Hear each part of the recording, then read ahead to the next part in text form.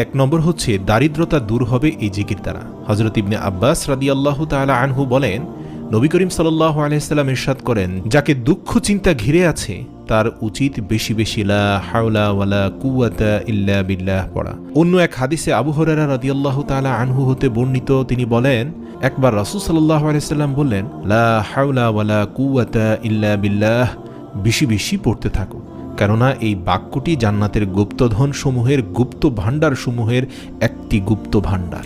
অর্থাৎ এখানে রাসূল সাল্লাল্লাহু আলাইহি সাল্লাম 3 স্তরের শ্রেষ্ঠত্ব বর্ণনা করেছেন।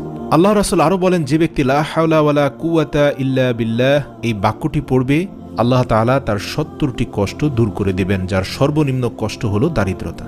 অপর এক হাদিসে আছে, লা হাওলা ওয়ালা কুওয়াতা ইল্লা বিল্লাহ জান্নাতের দরজাসমূহ থেকে একটি দরজা। হাদিস শরীফে আরও আছে, লা হাওলা ওয়ালা কুওয়াতা ইল্লা বিল্লাহ পাঠ করলে প্রতিবার পাঠ করার সাথে সাথে আল্লাহ তাআলা